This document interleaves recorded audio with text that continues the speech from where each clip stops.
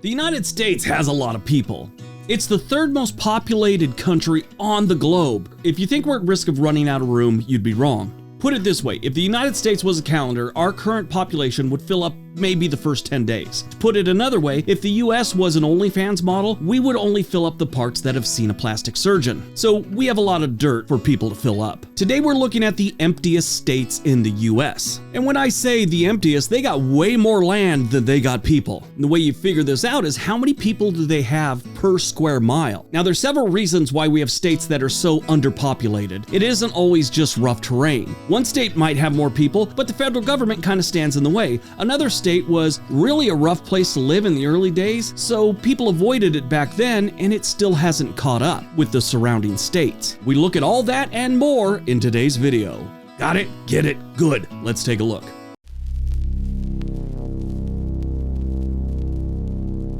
Number 10, Kansas. This one is obvious, especially if you've ever driven through Kansas. It is so flat and there is nothing around. You'll actually drive for 45 minutes and think, how long have I been driving? It's been the same scenery. Am I parked? What Kansas lacks in people, they make up for in wheat. They produce more wheat than any other state in the nation. And just the nature of wheat farming tells you it's got to be flat, boring land. The Kansas landscape is dotted with a whole bunch of really small towns and just a few big cities. The biggest would be the Kansas City area, which they kind of share with Missouri. You also got Topeka, which isn't terribly big, and that's also up there by Kansas City, and then you have Wichita. After that, it's really just a bunch of small towns and farmland. So why does Kansas have so few people? Kansas is a combination of rural areas, farmland, and prairies, which result in a relatively low population density. Now, there's one other related component to the low population in Kansas. It's farm workers. Farm work is, for the most part, seasonal work. So they might have a whole bunch of people move in there during farming season, not as much these days because a lot of it's automated, but back in the day, and a lot of them didn't stay when the season was over. So it was almost like this transient state. People moved in for the season, moved out when season was over. Not a lot of them stayed behind. The population density in Kansas is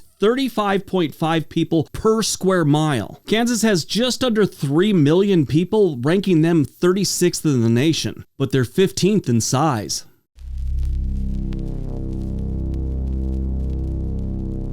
Number 9, Nevada. There's a few reasons Nevada is a little light when it comes to people, and it has nothing to do with people buried in the desert or aliens abducting people. Legend has it there are a lot of people buried in that desert, but not enough to really impact the population. Here's the thing, it's the federal government. 85.9% of Nevada is owned or controlled by different federal agencies. In a way, Nevada is sort of the second smallest state we have if you eliminate all the federal land. Besides all that, it is a desert. It's desert landscapes, it's rough terrain, limited water resources. So there's really only a few areas with any serious amount of people live. Las Vegas, Reno, a couple other places here and there are just small towns. Laughlin, I guess, is an okay sized one. Nevada's population is just a little over 3 million residents, putting them as the 32nd most populated state we have. In size, they're ranked 7th. Their population density looks like this. They've got 28.9 people per every square mile. That's not a lot.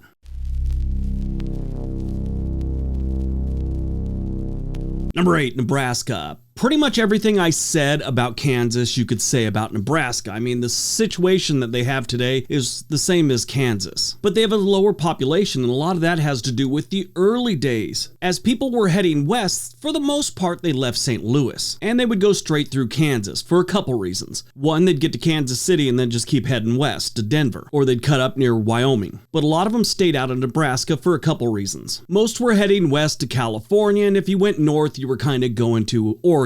Back in the day, not as many people were heading to Oregon as they were California. On top of that, Nebraska had the Plain Indians. I mean, they both did, but it was a little more aggressive in Nebraska. That's what a lot of historians say. So wagon trains and settlers moving through Nebraska might have had a rougher time with the locals. And like we've learned in other videos and other things, if you start off slower than, let's say, a state that's equal, like Kansas is, you start off slower in the beginning, it takes a while to catch up. And I'm talking generations. They still haven't caught up. Other things come into play these days, like different industries are maybe springing up a little bit more in Kansas than they are in Nebraska. They're both very much farming states. Now, there's nothing wrong with Nebraska. It's actually a pretty good state. They've got Omaha, they've got Lincoln, and a whole bunch of reservations, small rural towns, and farmland. Nebraska does lead the country in boredom though, so that's a plus. Currently, there's about 2 million residents in Nebraska, 1.9 million, ranking them 43rd in the nation. In size, they're ranked 16th, making their population density approximately 25.7 people per square mile.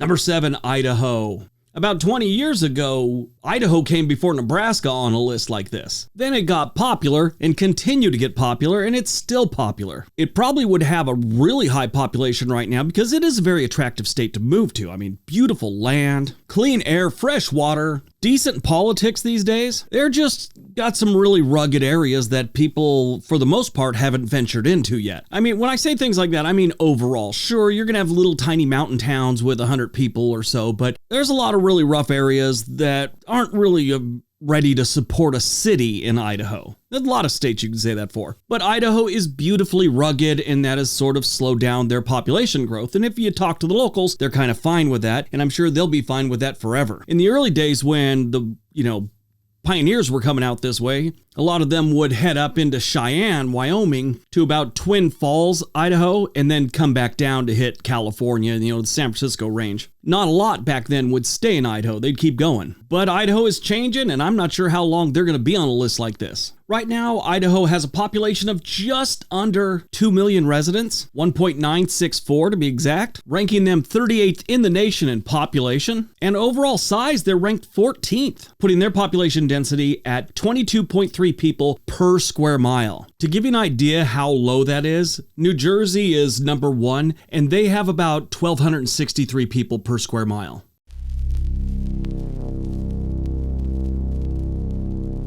Number 6, New Mexico. New Mexico's a little strange. It has had settlements much longer than most other states, yet they never really, moved forward. They just kind of stayed neutral for the longest time. A lot of that has to do with water and how rough the terrain is. These are things that can be overcome these days, but like I said back in the early days, if it was too harsh of an area to really grow crops or live, people just moved on to a better place or an easier place. These days, New Mexico has a whole host of problems that I'm sure keep a lot of people away, but back in the 1800s, let's say, there was hardly any of the problems they have with crime and obviously drugs, things like that. And it's such a beautiful desert state, you'd think it would have caught on a little bit more than it already has. What also slows them down these days is some regions have limited access to infrastructure and services. No one's going to build a highway into the mountains unless people are living in the mountains. Or should I say, enough people are living in the mountains. In a way, it's okay, because that's how New Mexico should be. It should stay a little wild, in my opinion. There's a few states that should just stay how they are, I think, and New Mexico's one of them. The current population of New Mexico is just over 2 million residents, putting them at number 36 in the nation. For size, they're ranked 5th. They're the 5th largest state. This helps them get down to a population density of 17.4 people per square mile.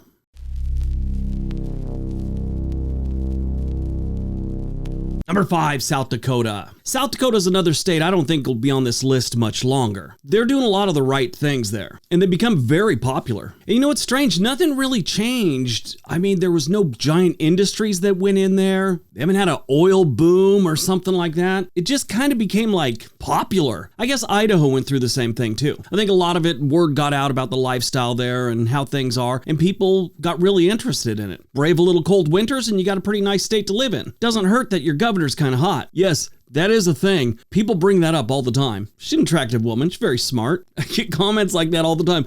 I want to live in South Dakota because I like the great outdoors and the governor's hot. It's like, dude, get a life. But as of right now, there really don't have a lot of people living in a pretty good sized state. So why is that? The first thing is going to be the climate. It does get terribly cold in the winters. Their summers and their springs are really nice. Fall and winter, they're not ideal, to say the least. There are parts of South Dakota where you go to the store, you leave your car running because if you go in there in the winter and you come out 20 minutes later, your car might not start. On top of that, no matter where you are in South Dakota, you always seem to be 2 hours from every place. at a minimum. It is wide open spaces, relatively flat in most of the state, and really behind the curve on population. Really, the only type of people that move to South Dakota that aren't like, let's say, from there, are going there for a job or they love the outdoors. If that's not why you're going there, why are you going there? Mount Rushmore? This is not a small state, and they only have about 900,000 residents, putting them at number 46 in the nation. When you look at their size, they're ranked 17th, giving South Dakota a population density of 11.9 people per square mile.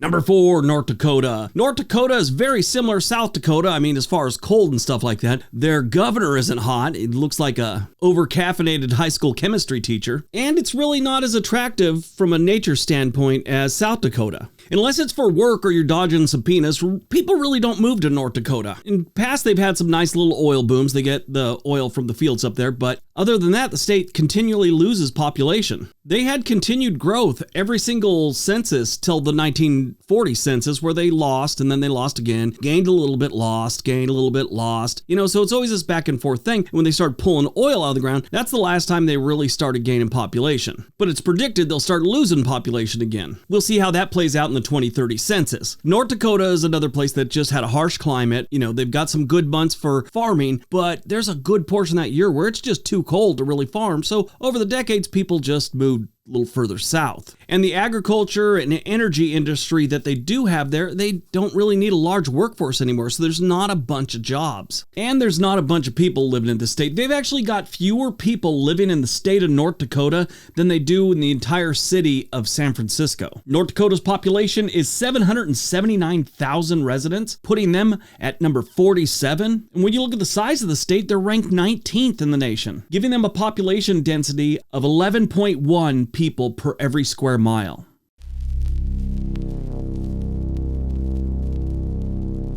Number 3, Montana. Montana's another state where their growth got stunted in the very beginning. As the pioneers pushed forward, they kind of passed by Montana and a few other states on their way to Oregon, Washington, and California. A lot of them, as they got towards the western side of Montana, said this is far enough, because that's some beautiful land up there. The eastern side of the state is kind of flat and kind of nothing. Not saying that's bad. A lot of people really like it. It's just not that exciting if you're looking for a new, like the paradise they were all looking for as they moved west. So that slowed their growth. These days, again, like so many other states, because there's not a lot of industries besides agriculture, it's kind of slowed their growth. But right now, they still don't have a lot of people. A lot of that has to do with the harsh climate as well, because they get some brutal winters. But if you like the outdoors and kind of living in that cowboy theme, Montana might be for you. I mean, it's not like everyone's walking around with, guns and cowboy hats and boots, but, they kind of have that lifestyle, and you could see it in the everyday things. It's kind of like an aura more than anything.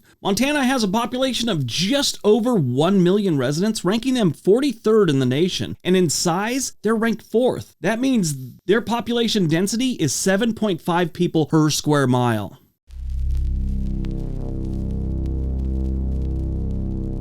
Number 2, Wyoming. I did a video about Wyoming has such a low population, and this is like the poster child for the stunted growth because it was a harsh environment back in the day when people were moving through here. And that went on for a very long time. So they had rough terrain, and they've got a really unforgiving climate. Now, that can be overcome these days with, how we build our homes and the clothes we wear. But back then, it was life or death during the winter for a lot of people. So they just chose to move to other places that were a little more forgiving.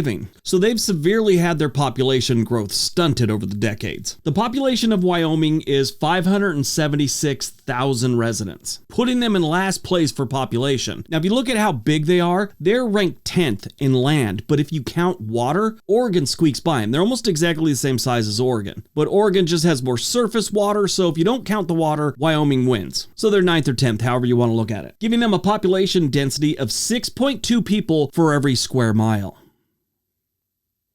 All right, before we get to number 1, if you enjoy what we're doing here and you want to see another video, at the end of this video, YouTube suggests some other ones for you, and that really helps out the channel if you watch another one. So if you have time, please do. If you don't, I totally understand. All right, on to number 1.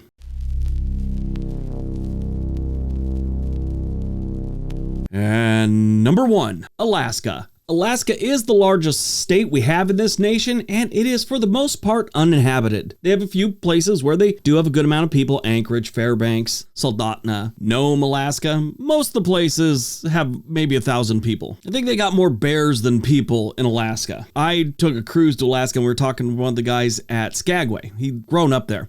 Well, do you ever get bears in town? He's all the time. He goes, they're like any other animal. You just chase them off. They're always trying to get in your trash cans. I said, what's that like? He goes, it's a little different than a dog or a raccoon. You come outside, you yell at them, and they scamper off and they disappear right away. He goes, you get out, bear's trying to get in your trash can, you're all, hey, get out of there. And they stare at you for a minute like they want to discuss it. He goes, then eventually they just kind of wander away at their own pace. I don't know how true the stat was, but there was like this environmentalist guy that was on the cruise ship, and he said that there's so many lakes and there's so much land in Alaska. They have lakes, smaller lakes and stuff like that probably nobody's been to in 30 years, other than seeing a picture of it or a satellite. Nobody's actually walked up to that lake, and it just kind of tells you how big this state is. Alaska is so sparsely populated, they pay people to live there. And when you do live there, they don't like to let you go. I'm not sure if this is still the case. I went to school with the girl, still friends with her. Her daughter's now like 20 in college, but when she was younger, she had her daughter when she was with her husband in Alaska. Well, they got divorced and she wanted to leave. State wouldn't let the child leave. There's all kinds of hoops to get that taken care of. Now, why don't people live here? Well, first of all, it's detached from the rest of the United States. That's a big hurdle for a lot of people. Land can be inexpensive. That's a plus, but everything else is expensive. There's not a lot of industries up there past oil and maybe lumber and salmon fishing. So it's just too wild, too far away, and limited economic opportunities. The population of Alaska is 733,000 people. That's not a lot of people for being the largest state. They're actually ranked 48th in population, and they're the largest state, meaning their population density is 1.3 people for every square mile. All right, that's today's video. Hope you guys enjoyed it. Hope you got some information out of it. Now go out, have a great day, watch another video, and be nice to each other.